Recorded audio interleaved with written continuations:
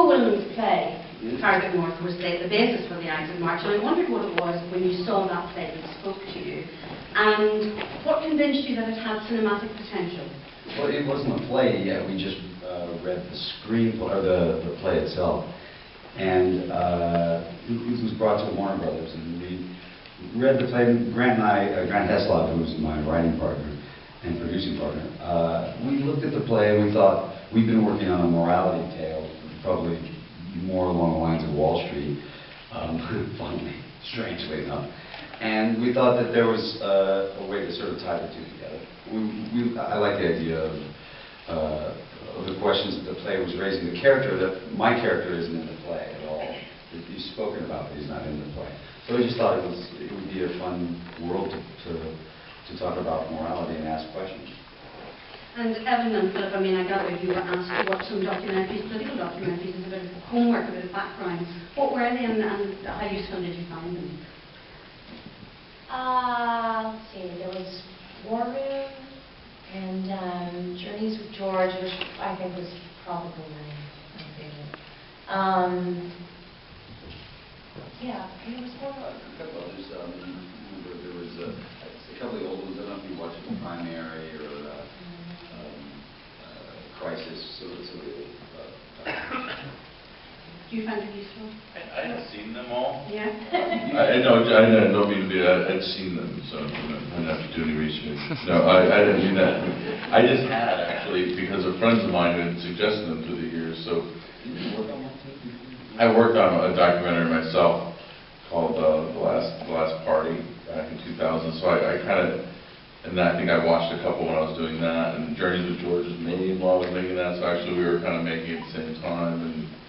And so I you know, and I've seen them. Primary is a great one. It's a really good. The old ones are interesting. It's funny how little has changed. And there's a primary in 1960 with Kennedy and Humphrey. And it's funny how very little of it has changed. You know, the questions that the film was trying to raise are, is it worth it? And is what we do to elect our officials, or virtually it's the same question that we all are faced at one time or another. It betters yourself and harms someone else. Is it worth it? And sometimes the answer might be yes. If negative advertising for the president, saying rotten things, sort of bending the truth, but the right guy gets in office and those elections have consequences, including people's lives, then it's worth it, I suppose. So the question is always, at what point is that moral scale where it's actually it's worth doing? And that to us was something that we liked playing within the film. Okay, just two rows back on the gentleman, the third in. Thank you. Yes, you sir. Thank you. A question for everybody. I've spent some time in the States recently, and it seems that the general public is getting more and more cynical about politics. I'm wondering, with the relationship between Hollywood and politics in both directions, whether you think things will improve or whether it's going to be the public itself that demands the change rather than coming from either Hollywood or politicians itself. I don't think Hollywood will have much to do with changing politics. You know, Hollywood usually reflects things. It takes us 2 years to catch up. You know, you have to write a script and shoot a film. So we don't usually. We usually sort of hold a mirror up to it after it's happened. We don't really lead the way. And politics will be changed in general. You know, right now in the United States, 95% of the people who win elections have the most money. That's it. So money is a big part of elections right now. That happens a lot. It goes back and forth. I imagine when you see sort of the Tea Party, if you're sort of on the right, or the Occupy Wall Street people who aren't necessarily on the right, as you start to see this sort of ground up swell, I think you'll start to see more and more of an element.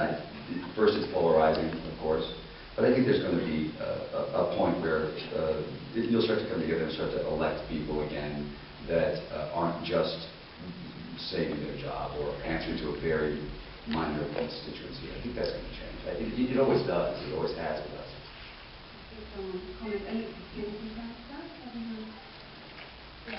Nothing about it. Okay, there's a lady just up the back. We're trying to get the mic around. Okay, go ahead. Hi. Really the same film, and you guys all seem really comfortable with the characters you're playing. You've all done a lot of diverse roles in the past. Would you say, I think, George, you're sort of now an institution known for political dramas, as well as the other things you've done in the past. Do you all feel really comfortable with this, and do you prefer roles like this, kind of meaty, realistic? Oh, sorry. Do you feel more comfortable doing these sort of roles now, because you've all done such diverse kind of roles before? What kind of roles? Like you played vampires and you played kind of in the wrestler and things like that, but you were very realistic in this film. And what do you feel more comfortable doing? Probably, yeah. Actually, I actually feel more comfortable doing that because it's nothing like me. It's not close to me. It's supernatural. Oh, you're a really good vampire. You know, so it's when you thank you.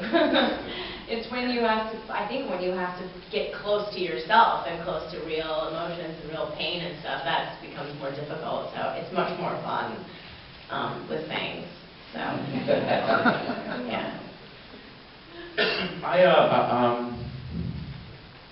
I enjoyed playing a part that could have been anybody.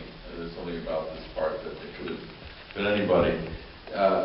He could have walked around in, sweats or something, and it still would have been a guy, if that makes any sense. There's something about that you don't get to play parts like that too often, where kind of it could be anyone. It's just the behavior and the actions that make up who the character is, and there's something about that that I really like, because I did get to leave myself alone in a way that I don't always get to do. I kind of had to bring my own kind of secret to the character, about who I am, that kind of thing, which is always not so much fun. But yeah, I like that very much for the part. I don't always get to play parts like that. Also, and the funniest thing is playing a candidate is tricky, because you would think that actors have this gigantic ego, and they do. But the ego it takes to be able to you take those shots with your chin up, looking up in the air like this. I mean, politicians have a tremendous amount of ego to be able to do that. It's very hard when the product you're selling to the entire country is yourself, and you're just selling the hell out of it all the time. I'm better than everybody else in the room. That takes, listen, we have to have it, and we need somebody who's really good at it, but ego was something that was really tricky to embrace as a politician, because you're sitting there going, wow, these guys, they really are saying I'm the best. And that, you don't see that. That was hard. Yeah. No, it was. I remember that. Paul Giamatti and I were talking about that was the one thing I couldn't bear about the character that he had, that he was in the public eye all the time. Yeah. Because that's something that I don't feel comfortable with at all. And I don't understand why someone would want to thrust themselves into the public eye every day. Not that that's true. Not even at all, And it was really, that was a question that needed to be answered in order to do that.